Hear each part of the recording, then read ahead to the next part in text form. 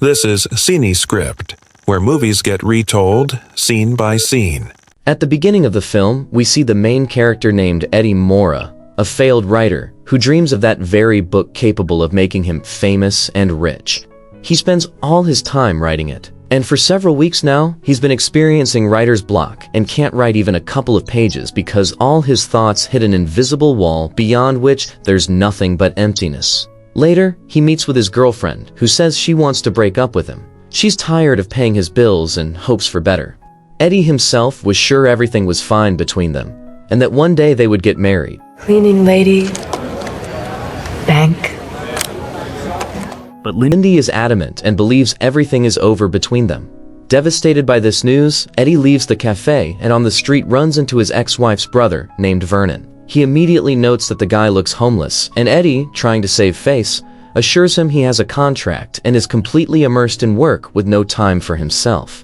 Such an explanation doesn't convince his brother-in-law, and he suggests Eddie grab a drink. Vernon admits he hasn't been in touch with his sister for a long time because she moved out of state. And Eddie shares that during all this time, he hasn't written a single line and is falling further and further behind schedule. Then Vernon, who works at a pharmaceutical company, offers help in the form of a special pill capable of engaging the full potential of the human brain at 100%, since humans only use 30%. But Eddie refuses, especially since he has nothing to pay for the drug, which costs $800. But his former brother-in-law simply gives him the pill, leaves a business card, and leaves. He looks at the pill and realizes he has nothing left to lose, and he decides to take the drug. The pill works instantly, and encountering the landlord's wife on the landing demanding payment for rent, Eddie in a matter of seconds reads her condition and understands she has a problem at college. He sees uncertainty and confusion in her eyes. While she yells at him, he notices a book in her bag and realizes the girl is studying law. That's none of your business. Something wrong in law school? How do you know I'm in law school? The stream of knowledge that had been stored in his subconscious for years begins to form into clear thoughts. And having calmed her down, he even helps compile the necessary notes. In 45 minutes, it was a polished gem. She was pleased. Returning to his apartment, Eddie realizes he's living in a real pigsty. And if he wants to bring order to his mind, he'll have to start with the surrounding chaos. Energy literally overwhelms him. And having finished cleaning, he decides not to stop, and immediately sits down to write his book. Words themselves line up into coherent, precise sentences. And having worked until late at night, Eddie falls asleep. But in the morning, he realizes the abilities have disappeared, and everything that yesterday seemed limitless has been reset. However, something remained. He shows the written text to his editor, and by the time he gets home, she's left several messages on the answering machine. She's amazed by his work. Eddie wants to call back, but realizes the text wasn't written by him, but by a different Eddie. Eddie, give me a call when you get in. It's a little grandiose, but I'm still reading. Realizing he needs the pill again, he heads to Vernon, who greets him with a beaten face. His brother-in-law doesn't say who did it, but admits that NZT hasn't been approved by the ministry yet, and its production is completely illegal. When Eddie confesses he needs another pill, Vernon agrees to discuss it, but asks him to pick up his suit from the dry cleaners and grab something for breakfast. But when he returns, Eddie discovers Vernon is dead and immediately calls the police. Almost instantly, he guesses the killer was looking for the pills and possibly didn't find them. Realizing the apartment is already turned upside down, Eddie doesn't stand on ceremony, and in search of the coveted package adds even more chaos, not thinking about the consequences. Finally, in the oven, he finds what he was looking for, as well as a stack of money. Having hidden the package, he opens the door to the arriving police. At the station, he claims he didn't know what Vernon was involved in and met him completely by chance. The police release him, asking him to leave a phone number, and returning home, he immediately takes a pill. His consciousness clears again. The world becomes sharp and orderly, and Vernon's money, multiplied by a powerful surge of motivation, allows Eddie to finish the book in just 4 days. 1 pill a day, and his possibilities seem limitless. He rapidly changes, turning into a confident person who navigates absolutely everything. Poker, piano, medicine, the stock market. There are no longer any closed topics for him, and in any company he finds himself at the center of attention. Fear and shyness disappear, and he can no longer stop because the feeling of omnipotence literally overwhelms him. And soon, an idea begins to form in his head that should take him to a completely new level. He starts studying the stock market, and with the help of Vernon's last $800, in just a couple of days he earns $7,000. However, such growth seems too slow to Eddie, and banks refuse to give loans to a person without a stable past. So he turns to a Russian criminal authority named Gennady, who agrees to give him $100,000 at high interest. With the support of Kevin, his new acquaintance, he gets a job from where he begins seriously trading on the stock exchange. Under the influence of the pill, Eddie turns into a flawless machine for analyzing markets, and by the end of the week, there's more than $2 million in his brokerage account. Rumors about the successful trader spread quickly, and soon Kevin reports that a very serious financier named Carl Van Loon has scheduled a meeting with Eddie. Such a change can't help but affect his personal life as well. Lindy agrees to have dinner with him, and the new Eddie impresses her with his impeccable Italian and amazing ability to guess her emotions. Very soon they're together again. However, against the backdrop of this success, two things begin to trouble Eddie. He increasingly notices that an unknown man is following him, and he himself encounters bouts of disorientation, as if the reality around him is beginning to lose stability. Finally, the day of the meeting with Carl Van Loon arrives. He says little and prefers to listen to the story of how in just 10 days Eddie managed to multiply his fortune many times over. The simplicity and simultaneous brilliance of his approach attract the attention of Van Loon's assistant. Although he senses in the young broker a dangerous self-confidence bordering on megalomania. Already in the car, Van Loon offers Eddie to look at a list of companies, and in just a few minutes, he understands that the magnate is preparing a major merger deal with Hank Atwood's business. Carl barely hides his surprise at how quickly the newcomer calculates the situation. And when Eddie points out the risk of the deal falling through, the magnate schedules another meeting with him. Inspired by Van Loon's interest in his abilities, Eddie decides to take a walk. He doesn't understand how he walks 20 blocks and suddenly finds himself at a subway station, where he unexpectedly gets into a fight with 4 men and emerges victorious, despite never having known how to fight before. The pill seemingly extracts from the depths of his memory martial arts techniques once seen in movies, and this proves sufficient to handle opponents without much effort. Another jump takes him to one of the suburban bars, and then he finds himself already at some party, where he again notices that same man and goes off with an unfamiliar girl to a hotel. And when the pill's effect wore off, he couldn't remember the last 18 hours of his life. The night fight makes itself known, and with an injured leg, Eddie barely makes it home. Waking up the next day, he begins to understand that the drug is negatively affecting his condition, and having refused the pill, he decides to work on Van Loon's documents. However, for ordinary Eddie, these papers look like a set of hieroglyphics. Due to refusing the drug, he feels bad and asks Kevin to reschedule the meeting with Van Loon. But he insists, being confident that such a person won't give a second chance. At the appointed time, Eddie still comes to the meeting, but without the pill, he feels vulnerable and constrained. From Carl, he learns that 2 years ago, no one had heard of Hank Atwood, and now he heads one of the largest energy companies. However, Eddie's thoughts are occupied with something completely different. The news reports the body of Maria Winter has been found, and Eddie realizes with horror that this is the very girl with whom he secluded himself in a hotel room the day before. Witnesses saw an unknown man near her, and this information makes Eddie nauseous. And in panic, having fled from the meeting, he returns home.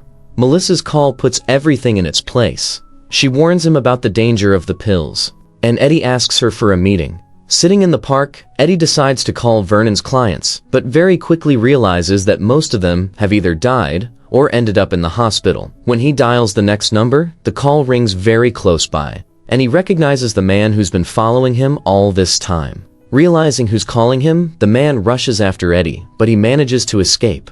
Having gotten rid of his pursuer, Eddie meets with Melissa and barely recognizes in her the woman who once attracted the envious glances of surrounding men. She immediately understands that Eddie has been taking the pills for a long time and confesses that she herself was once her brother's client. At first, the drug made her life perfect, giving a feeling of omnipotence. But learning that people die from it because no brain is capable of withstanding such a load for long, she decided to quit. Now she suffers from headaches and nausea that deprive her of the ability to concentrate. Melissa advises Eddie to gradually reduce the dose and then refuse the drug. Immersed in his own problems, he forgets about Ganadi's interest, and he decides to remind him about it. Seeing a pill in Eddie's hands, the authority figure, without hesitation, takes it and goes with him to the bank. Eddie can't remember if there are any pills left at his place, but knows he made a stash in Lindy's apartment. Going to her workplace, he confesses everything, and now she understands where this energy came from. And Eddie asks her to bring the pill that should get him back on his feet. He receives a call from Lindy, who in panic reports that an unknown man is following her. When he gets out of the car, she also leaves the vehicle and tries to hide. Lindy turns to passersby for help, but this doesn't stop the pursuer, and without the slightest hesitation, he kills 2 men. But this is enough for Lindy to manage to hide. Finding herself in relative safety, she tells Eddie that the man is still looking for her. Realizing this is the only chance, Lindy decides to take the pill, and in the next moment, her consciousness clears. Her brain seemingly begins to read the surrounding space on its own, analyzing details and choosing the most optimal path. Almost without thinking, she rushes toward the ice rink, knowing in advance what her next action will be. She wounds the pursuer and escapes the chase. Finally, Lindy reaches Eddie, and he receives the life-saving pill. They rent a hotel room, and in the morning, Lindy admits that only now does she truly understand how much the pill changes a person, and Eddie assures her that he'll stop taking the drug as soon as he can provide them with a carefree life. However, a new problem appears. The effect of the pills made a strong impression on Ganadi, and Eddie gives him several pills, trying to buy time. Realizing the danger, he hires bodyguards and asks them to keep their distance, not attracting unnecessary attention. Don't wear the same color suit, this isn't the Matrix. Eddie finally meets with Van Loon, who admits that after studying the prepared report, he fired several employees who couldn't do what one person did. So, 2 months after starting to take the pills, Eddie becomes a key intermediary in the largest corporate merger in history. Understanding that sooner or later the pills will run out, Eddie offers a chemist $2 million to create a new batch of the drug. And he agrees. To always have pills at hand, he asks his tailor to make hidden pockets in all his suits. However, the situation soon becomes complicated when Eddie learns that a witness in the Maria Winter case has identified him as the man seen near her on the evening of the murder. He hires the best lawyer in New York and finds out that all traces of the crime scene were carefully destroyed. Despite the looming threat of arrest, Eddie continues to participate in negotiations with Hank Atwood, and after their completion, demands payment for his contribution. For Van Loon, Eddie has long ceased to be just a valuable employee. He has become a strategic advantage that cannot be released, since he's capable of seeing the market years ahead, finding vulnerabilities in the largest corporations, and if desired, easily moving to competitors. That's why the request for $40 million in freedom sounds to Van Loon not like a business proposal, but like a loss of control over an overly dangerous asset. You don't know how to assess your competition because you haven't competed. Don't make me your competition. To keep Eddie close, Carl opens unlimited credit for him, ready to cover any expenses. Realizing that he's getting deeper into a dangerous game, Eddie decides to buy an apartment in one of the city's elite buildings, calculating that a dwelling with a multi-level security system will become a real bunker for him. Meanwhile, Gennady reappears on the horizon, demanding new pills and blackmailing Eddie with threats to tell the press about the Maria Winter case. On the appointed day, instead of Hank Atwood, his wife comes to the meeting and reports that he suddenly became ill and ended up in the hospital. Escorting her to the car, Eddie recognizes in the driver the very man who had previously pursued him, and at this moment, it dawns on him that Atwood was also taking the pills.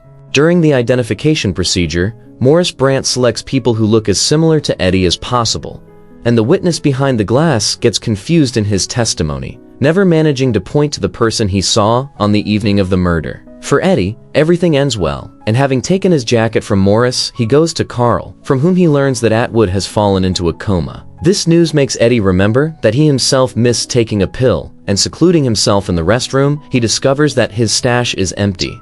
Returning to Van Loon's office, Eddie receives a package from the secretary addressed personally to him, and inside finds a message from Gennady, the severed hands of his bodyguards. Ignoring Van Loon, he leaves him, and already in his apartment, seeing Morris Brandt in the news next to Atwood's wife, he understands who exactly robbed him. A knock on the door pulls him from his thoughts, and he hears Gennadi's voice demanding he open immediately. Realizing that he has no pills and won't be able to buy off the authority figure, Eddie decides to settle accounts with life. But standing on the edge and preparing to take the fatal step, he suddenly remembers the last pill that should be hidden in one of the boxes. Eddie frantically starts searching, while the bandits are breaking down the door. But having found the coveted pill, he stumbles and doesn't have time to take it. Finding himself in Gennadi's hands, Eddie sees that he has changed the method of taking the drug, explaining that this way, the drug enters the bloodstream faster and acts longer. Learning that Eddie has nothing more, Gennadi orders the apartment searched and doesn't notice how he hides a knife behind his back. While his men break open the safe, the authority figure declares that he'll find out the truth anyway, even if he has to torture Eddie to death. But Gennadi's overconfidence fails him, and when he comes too close, Eddie strikes, mortally wounding the authority figure. This last push takes too much strength from him, but suddenly he realizes that the drug is in Gennadi's blood, and pressing to the floor, he begins greedily drinking it.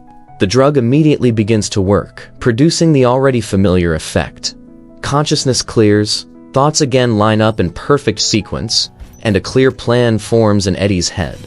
Calculating his opponent's actions several steps ahead, he deals with them, and once again avoids imminent death. That same evening, Hank Atwood dies, and Eddie informs his guard that the medicine that could have saved his boss was with Morris Brandt, but he preferred to keep it for himself. The killer doesn't like this, and he decides to punish the lawyer, while Eddie finally gets to the drug. A year passes. Edward Morra is running for senator, and he is informed that one of the largest sponsors wants to meet with him. Van Loon quickly understands how high Eddie is aiming, and makes it clear that he knows about the drug. He found out which lab was producing the drug for Eddie, bought the company, and closed it, thereby becoming the only person capable of resuming production. In return, Van Loon wants only one thing, that when Eddie reaches the presidency, he'll promote the interests of a certain circle of people. However, the future senator is not satisfied with such an arrangement. Eddie calmly explains that he foresaw this scenario and long ago set up several labs working simultaneously. Moreover, throughout the entire year, he collected information about Van Loon himself and prepared countermeasures in case he decided to attack. No matter how hard Carl tries to outsmart him, Eddie still sees the situation several steps ahead. And to prove this, in a matter of seconds making a calculation, he predicts an accident. By Van Loon's changed heartbeat, he understands that the magnate's heart is working at only half capacity, and he'll soon need surgery. Carl fails to persuade him to cooperate, and having gotten rid of Van Loon, Eddie goes to lunch, where, having placed an order in Chinese, he no longer surprises Lindy.